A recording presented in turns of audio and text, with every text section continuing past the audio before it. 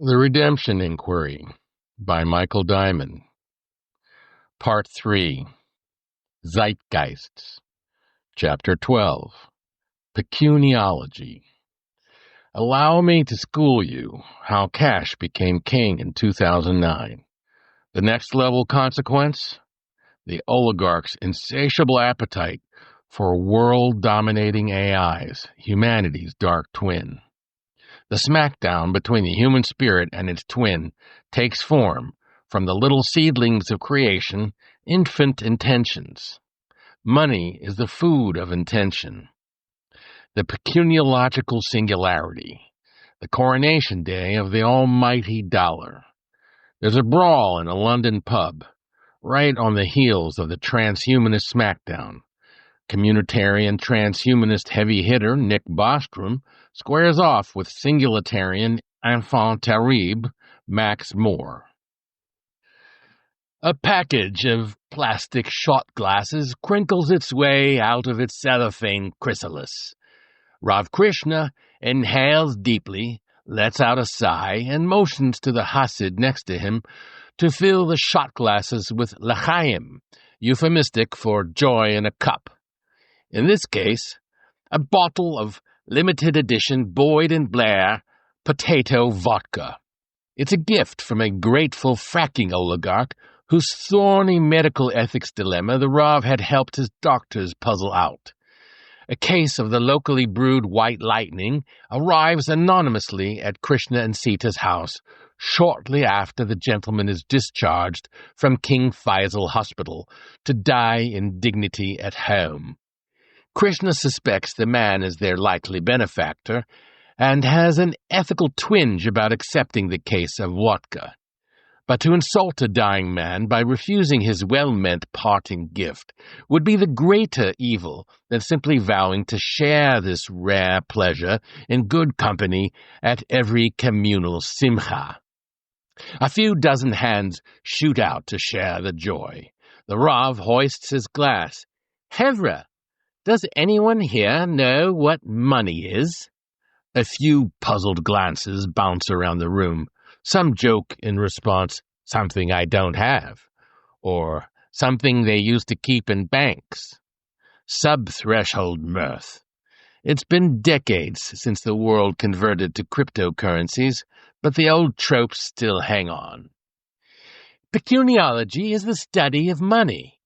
Not the study of coins or currency. That's numismatics, Uncle Yonkel's antique coin collection. Let me give you a Kabbalistic schematic for money. It's the crystallization of intention prior to action.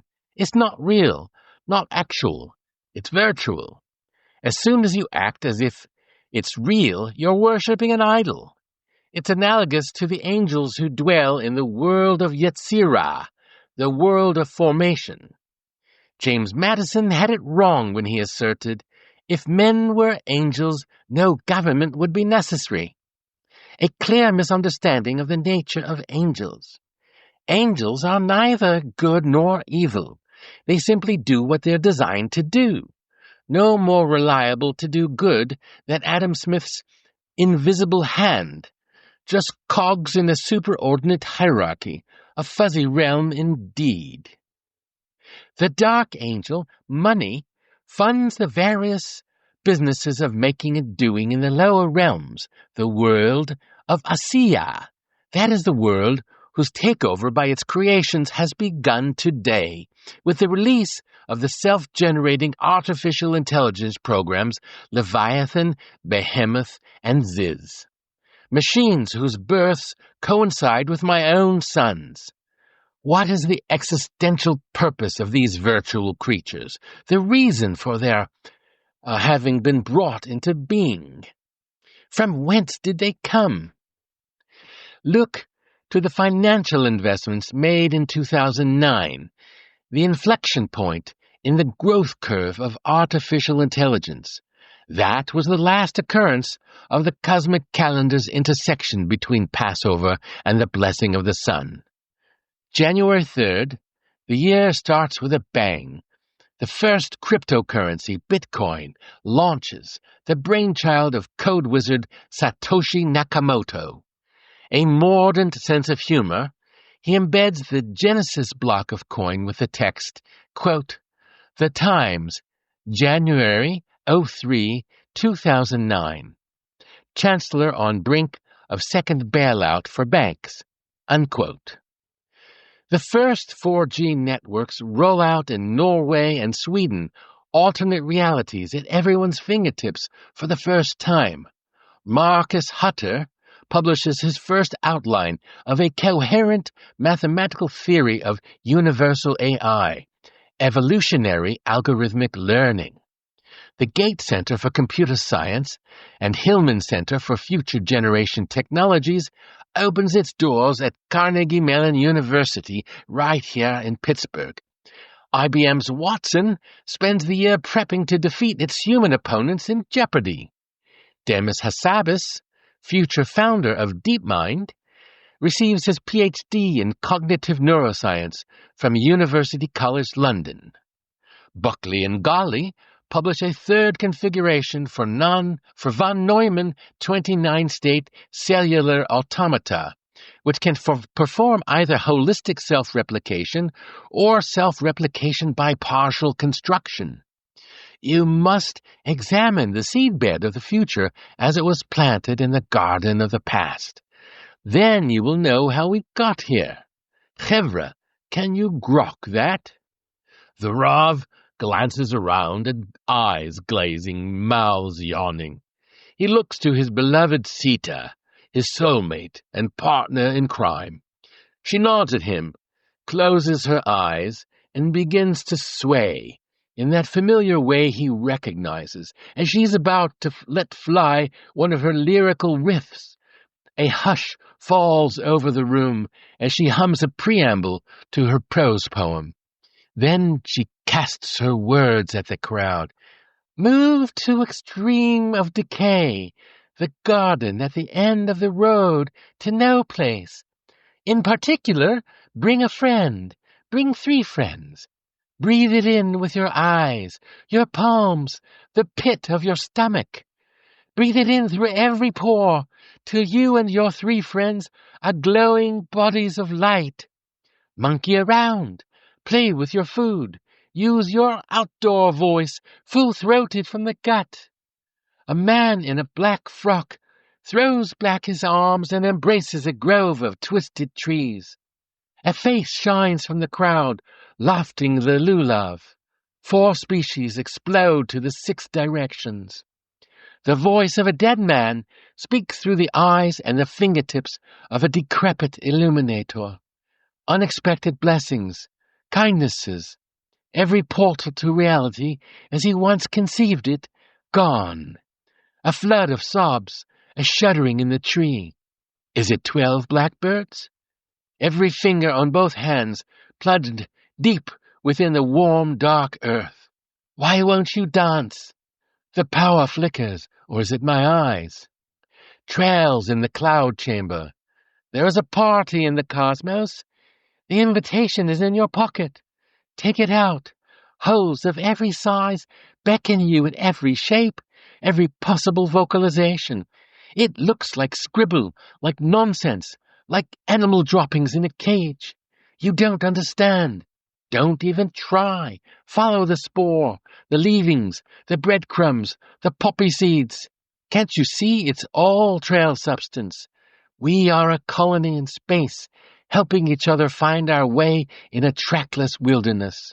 So much possibility, breathtaking, breath-holding, breath-giving.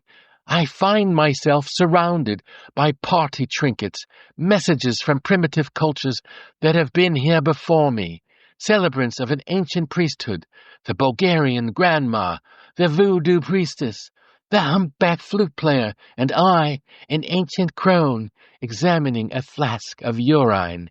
Ah, well, it's all the same in the end. Bird feed. I hear the call. I see the writing on my coffee mug. I have the re-entry ticket in my pocket. I hear the scratching of Time's transcriber. Now you have done, now you have done, now you have done. I must return to the other end of the street. Breathe. Learn what to do with this thing I call my body. Take steps. Take notice. I will take my time and linger 1 foot in the garden. Where are your 3 friends? One has died. One is writing a scientific manuscript disproving the existence of God. And one, poor soul, sits on the curb kissing his fingertips and laughing to himself. We are all suspended, time and space, a single unmoving matrix, all thrilled by the subtle vibration, the change within the field, a creche, a snow globe, a diorama, a miniature train set, a book, any microcosm used in contemplation, the nursery of ideas, to catch sight of it all in wonder, tenderness, and delight. You see who we are? Care for the ones left behind, for the foundlings, the young, the ill-at-ease, the befuddled, the ones who don't even know why they are here. It's very sweet, don't you think? Now that nobody smokes cigarettes anymore, I think, well, there's that. There's been a loss. For why else would you turn to a complete stranger and ask, got a light? And even sweeter, need a light? The very act of decay. After all the exits, after all the departures, after all the levying of taxes, the transitions from one place to another, or to another, it is hard to believe, and perhaps a ridiculous fantasy, that we all end up in the same place, possessing all that we have ever had. According to the Sefer Yetzirah, the Book of Exits, there are demons of every shape and size who live at the threshold of all our crossings, who take from us each their peculiar tax. Who would ever have thought that they were simply holding our cherished items for safekeeping in the garden of redemption? Rapturous silence. She's done it. They may not know exactly her meaning, but she's shifted the energy in that cosmic boogieing way of hers, all the while nursing baby boy cats discreetly under her afghan. Even she doesn't know she's cribbing from her baby's future opus. She saw it in a dream, the night before the little ball of baby flesh exited the womb, the first entry, as it were, in the Book of Exits. Krishna gets up from his family love nest and takes the floor with renewed deliberation. At first ever so slow, he paces the perimeter of the waiting room, strokes his beard, and speaks. Ah, my dearest rabbits and Sita, the redemption. Yes, let us aim ourselves at the resurrection of love, while we cast our minds back to 2009, that fateful year. The point, he jabs the air, at which the deterioration of everything takes another terminal twist to dump us on the doorstep of the current catastrophe. An evil plot is afoot. A thumb-turning gesture. The replacement of humans by thinking machines. The dream of the perfected other. Let me transport you to those heady times, to the lives of a few of the characters who pound the earth that year, to the family cyber diary, a little kabuki theater maestro.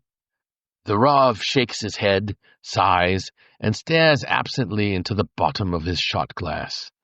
The crowd anxiously fingers its glasses, shuffles its feet, and clears its throat. Rav Krishna raises his l'chaim once again. May the Messiah come speedily and in our time.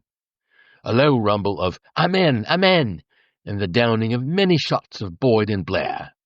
The Rav's gave surfs the sea of faces whilst he weaves his family's 4D tail-spinning spell.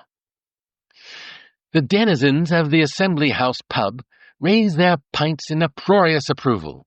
It is Annis 2009, the year of the corporate singularity, the year when corporations are granted peoplehood.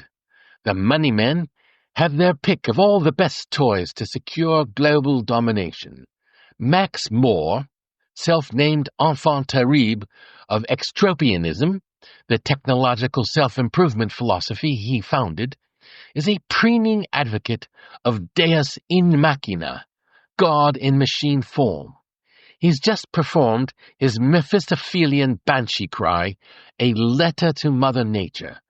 An hour prior to this drunken tirade, he and his entourage wandered down the road to get here from the O2 Forum, where Max and Nick Bostrom faced off against each other in the no-hold-bars Transhumanist Smackdown. It was no contest. Rockstar versus Superwonk. What would you expect? When the debacle ends, Bostrom reloads his backpack, heads for the tube to get home and make himself a smoothie of lettuce, carrots, cauliflower, broccoli, blueberries, turmeric, vanilla, oat milk, and whey powder. He has work to do. He slightly regrets letting himself get drawn into such a tasteless as well as pointless endeavor. But he needed to tell the millennials that there is a saner side to transhumanism. Transhumanism, a philosophy, an art form, a scientific program. Nerds conquering death. Virile nerds like Max Moore, or effete nerds like Nick Bostrom. Both share the notion of Alan Turing, the man who cracked the Nazis' Enigma code, that machines will eventually supersede their human masters in intelligence, the technological singularity. They differ, and that Max Moore is an unabashed enthusiast, a singularitarian. His cri de guerre, bring it on! Nick Bostrom is agnostic, an obsessive egghead, an unlikely hero on behalf of a benighted humanity that has no idea what is about to hit them. As Bostrom approaches the tube station, a strange apparition in a long black coat and fedora steps from the shadows. Professor Bostrom. The philosopher stands stock still and blinks behind his spectacles, not sure if he's being accosted by a lunatic or just some anarcho-extropian thug come to gloat. Yes, he replies warily. Rabbi Levi Katz, futurist and founder of a gathering of strangers. I just wanted you to know that we're behind you. He sticks out his hand to Bostrom. Bostrom is antsy to get home, but still not sure that he's out of danger, so he elects to be polite. And what is it that your people do? Rabbi Katz dons a disarming Cheshire grin. We predict trends based on an integration of Hasidic philosophy with the most up-to-date database of all human knowledge. Bostrom smiles wanly as he deems this a bit absurd and highly unlikely to be true. I really need to get home. Please don't think me rude. Rabbi Katz smiles again. If you decide you'd like to chat, you'll find my contact information in your handshake chip. I've got one in my shoe as well, a little kitschy but fun. My good friend Neil, when he ran the Media Lab, was kind enough to make me a prototype during a collaboration on the future of making and doing. Bostrom raises an eyebrow. Neil Gershenfeld? The rabbi nods. His geek name dropping hits its mark. Everyone knows Neil, now the director of MIT's Center for Bits and Atoms. Several months ago, February 9th, his efforts led to the formation of the Fab Foundation, an experiment in techno-anarchism, open-source, high-tech manufacturing at the fingertips of practically every human on the planet. Bostrom shakes his head as he tramps into the Camden Town tube station. Damnedest thing. He really hasn't a lot of patience with religious hokum, but this guy at least has some techno-cred. He has a handshake chip. Bostrom got his as a party favor at the opening bash he and David Pierce had put on way back in 1998 when they launched the World Transhumanist Association. One of the attendees had cadged a bunch of them from the Media Lab at MIT. A joke, an ironic nod to the bumbling TV spy Maxwell Smart and his shoe phone. A transhumanist rabbinic apparition. Bostrom has to admit the guy has a nice vibe about him once you get past the weird get-up. Bostrom's brow furrows as a more somber thought sluices in. He wishes Anders hadn't peeled off to crash Max's self-congratulatory bash at the Assembly House. Bostrom is certain he'll get a drunken call from the big lunk at an inconvenient hour. Sandberg is the other Swede on FHI's staff at Oxford. The Future of Humanity Institute. He'd coached Nick as best he could for the gig at the O2 Forum to take a bit more aggressive stance. But it was all over the minute Mad Max, as they dubbed him, started clucking Die Valkyrie in the voice of a Wagnerian chicken. A cheap trick, but the crowd goes wild. Bostrom can't land a single punch after that. Anders can, and finishes the job, right there at the Assembly House in full sight of the assembled multitude. Bostrom's buddy Anders walks in just as Max has finished warbling his maximus opus, a vow to surpass Mother Nature, ironically soft-selling his own matricidal impulse by signing off, "Your ambitious human offspring." As Anders walks up to the self-besotted sophist, Max turns to him, raises an eyebrow, and smirks, "Hey, it's one of the Swedish wimp brothers come to Alpha Fealty." Anders' right fist connects in a straight line with Max's left nostril. Anders shocks himself just as much as his stunned opponent. The Emperor Gluteus Maximus, champion of the technological singularity, goes down like a stone. After a moment of awed silence, the pub breaks into pandemonium. Singularitarians versus naive extropians, socialist transhumanists versus libertarian transhumanists, materialists versus transvisibilists, biopunks, cyberpunks, cryopunks, algo-ravers, anarcho-capitalists. Even a few Trotskyites come in out of mothballs.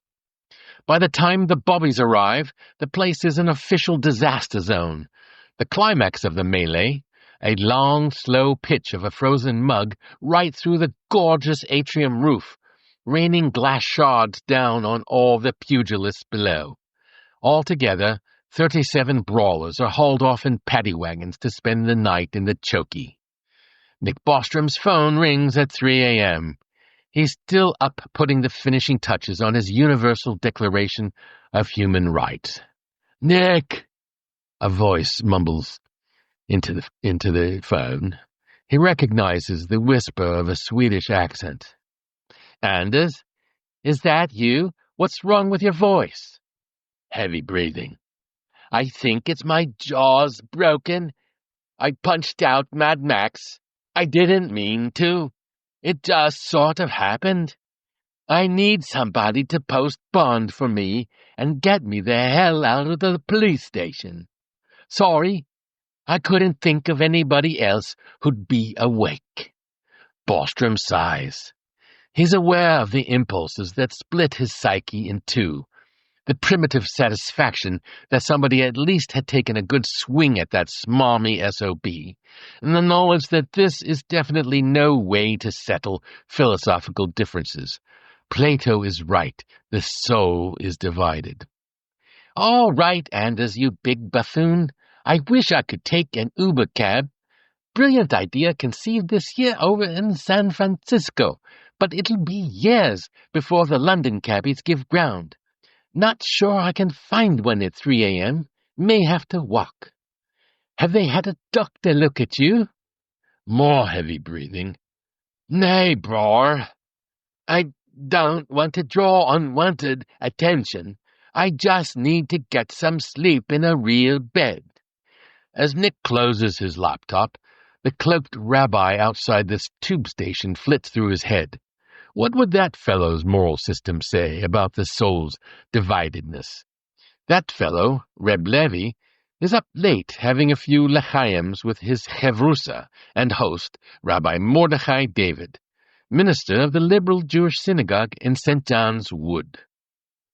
"So, Reb Levi, dites-moi qu'est-ce que c'est que vous avez apprendu ce soir-là? Tell, what have you learned?" Reb Mordechai pours another dram of Lafroig for the both of them.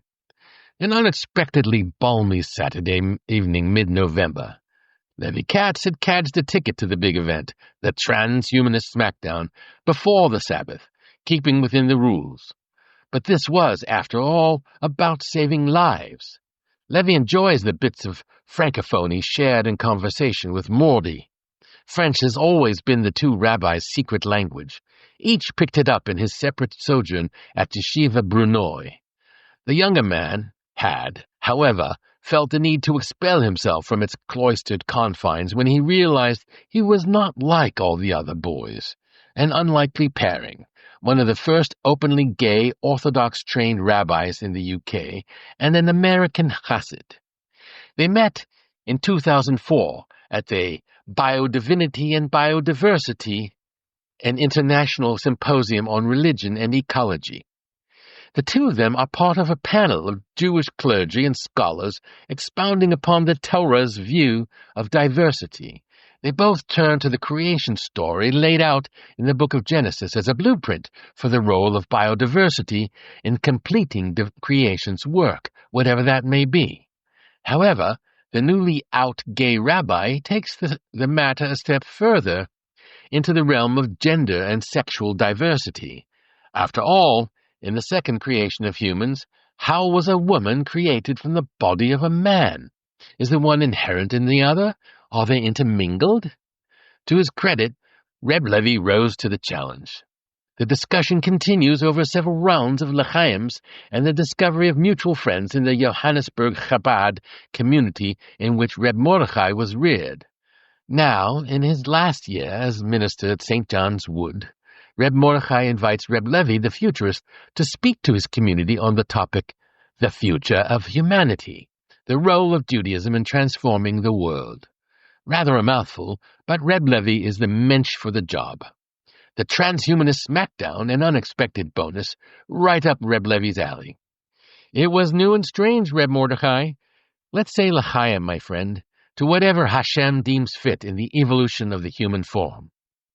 Clink go the glasses, down go the shots. Mordy smiles mischief at his friend.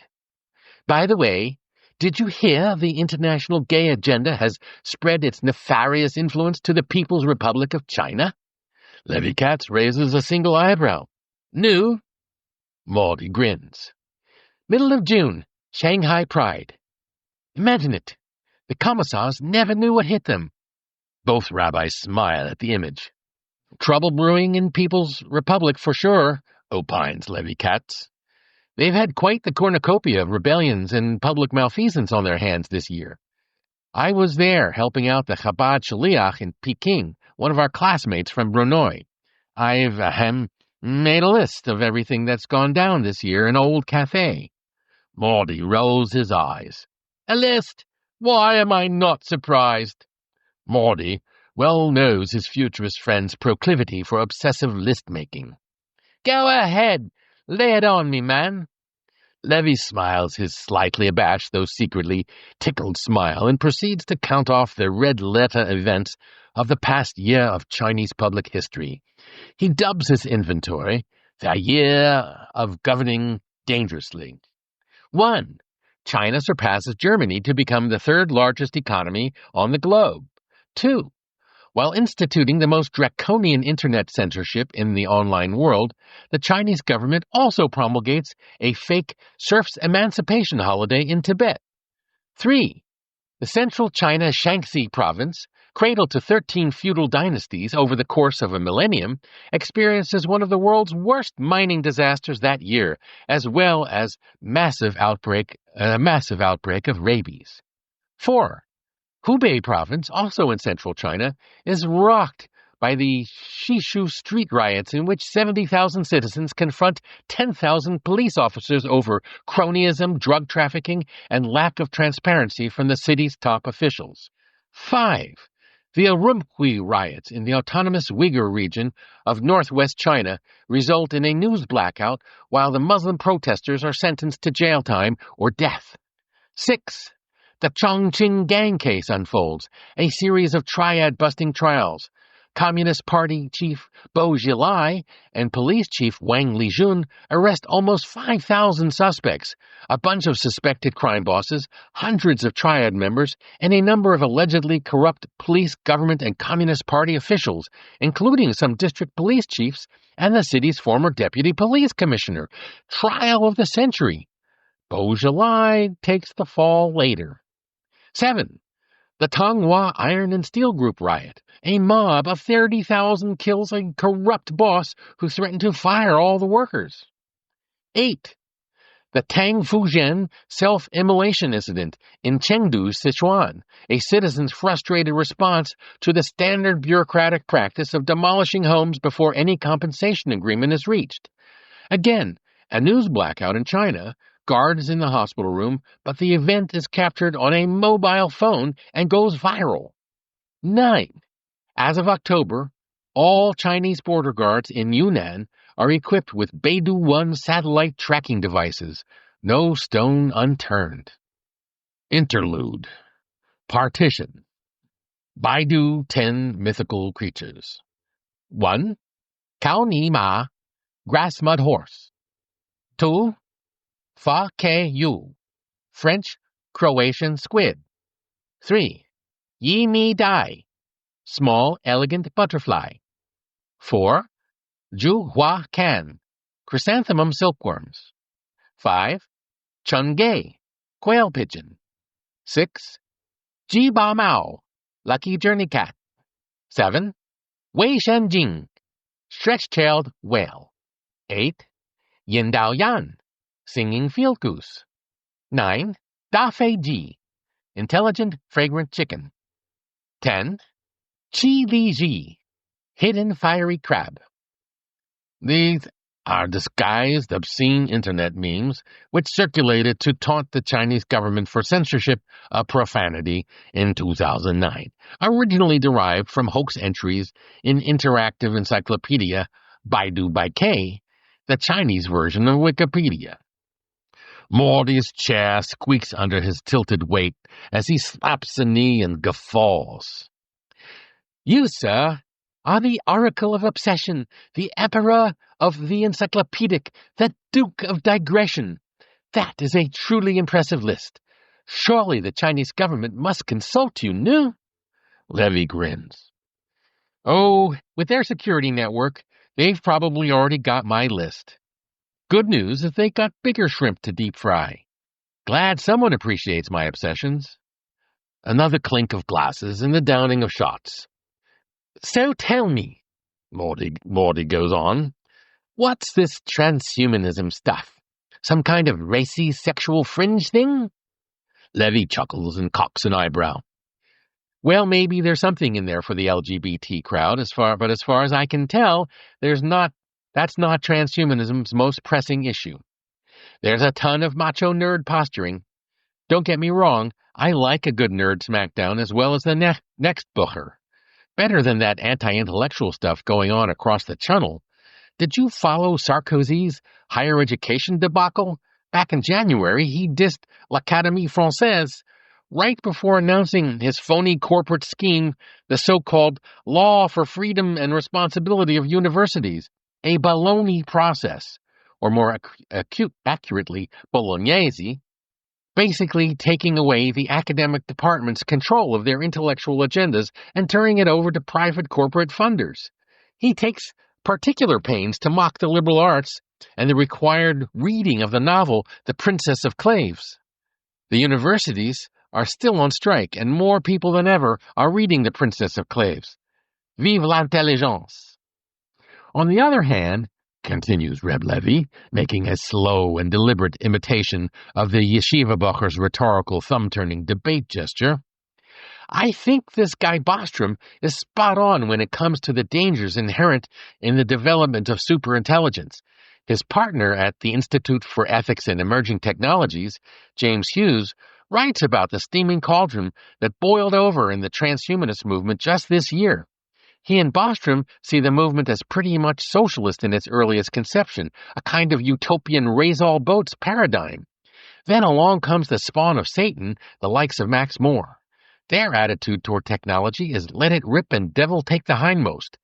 Hughes dubs them the libertarian anarcho-capitalist transhumanists. Says there was actually a political purge of the World Transhumanist Association earlier this year. A coup of the board, engineered in part by folks like Peter Thiel, the PayPal billionaire, and his cronies. It's intriguing that Thiel's former partner, Elon Musk, has ended up on the opposing side, funding Bostrom's institute at Oxford. It's a real dogfight. So, these lunatics are pushing for the singularity, the takeover by the machines, and in fact call themselves Singulatarians. Talk about avodah zarah. The worshippers of Baal's idols have nothing on these jokers. It's a new religion. And that's not just my opinion. Legal scholars have weighed in. Listen, I've got it somewhere here in my transhuman auxiliary brain. Levycats digs into his pocket and pulls out his Motorola Droid, slides out the keyboard and taps in his search. Eureka! Get a load of this. This law professor at Georgetown, a yid by the name of Steve Goldberg. Interestingly, his precedent-citing citation is the one in which the Maharishi's TM gig is adjudicated to be a religion. He jabs at the phone as he reads. The court also explained that the question of the definition of religion for First Amendment purpose is one for the courts and is not controlled by the subjective perceptions of believers. In Malnak, the appellants did not consider SCITM to be a religion, but supporters of new belief systems may not choose to be non-religious, particularly in the Establishment Clause context. There is some indication that SCITM has attempted a transformation from a religion to a secular science in order to gain access to the public schools. Malnak versus Yogi, 592F, 2nd, 197, 1979. And other sources suggest that the answer might be yes. From the perspective of a non-transhumanist, it seems that it would be honest and sensible for transhumanists to embrace the idea that they offer an alternative to traditional religions. Sticky wicket, as you Brits say in your maddening, understated fashion. For what it's worth, I think Goldberg is probably right. That's where this freight train is headed. Just this fateful year, they founded Singularity University based on Kurzweil's concepts of cyborg learning. Serious money behind them. Google, Nokia, Autodesk, IDEO, LinkedIn, ePlanet Capital, the X Prize Foundation, the Kauffman Foundation, and Genentech. No angel investors these. They're in it for the lucre. All the disparate flavors of transhumanism share the belief that whatever can get the job done here on planet Earth has got to be other than human. It's just a matter of how desperate one is to cede control of the dial. It's all about fear and pain, you know. Fear of death and the pain of decay. Old Tim Leary psychs out cyberdelia as the newest, most powerful drug on the block. Best quote. Leary proclaims, PC is the LSD of the 1990s, and admonishes bohemians to turn on, boot up, jack in. Only thing is, in his cyber-addled enthusiasm, he doesn't foresee the corporate takeover of the whole cyber kit and caboodle. But he certainly wasn't feeling any pain. The right-wingers have taken to the streets this year in the U.S., the so-called Tea Party, spurred on by insatiable Wall Street traders and not so secretly funded by the conservative Koch brothers oligarchy. They're covering for the real culprits for the financial meltdown. The next phase, the revolt of the machines. Levy breathes in a sip of whiskey and continues to declaim whilst rocking on the rear legs of his chair. Yes, and come to think of it, it was a gay man, Alan Turing, who first warned us of the possibility of being overtaken by machines. It was broadcast on the BBC. You should take a gander at the transcripts. An amazing neshama. It's Morty's turn to suppress an ironic smile. Yeah. The PM, Gordon Brown, just this year issued a rather nice though tragically belated apology to the man, in the name of our beloved crown, for having legally compelled him to suicide, handed him the poison cup of chemical castration / lobotomy. for the crime of being gay. On behalf of a nation whose arses he saved from Adolf Hitler's implacable machine, let's hoist another l'chaim. It's not at all surprising to me, Reb Levy, that a closeted gay cryptologist conceived the possibility of a machine successfully passing as human. He probably had a touch of Asperger's as well, faking it as human the best he could. Astounding, really. The man was a triple or quadruple agent. Morty stares intently at the glass he now clenches in his fist. But his most dangerous mission by far was being a gay man living under the Union Jack in the 20th century. And a grand mission it still is. Morty pauses, then softly studies his friend's face. Just like Pinocchio, we all want to be seen as real boys. Levy glimpses a tear dammed up at the corner of his friend's eye, a lifetime of pain and anger. His heart breaks for Morty. Tous les deux, they flash on their future redeemed selves, who in turn look back and see themselves right there in 2009, a portal to the redemption, sitting together on the steps of the Beit HaMikdash, the Holy Temple.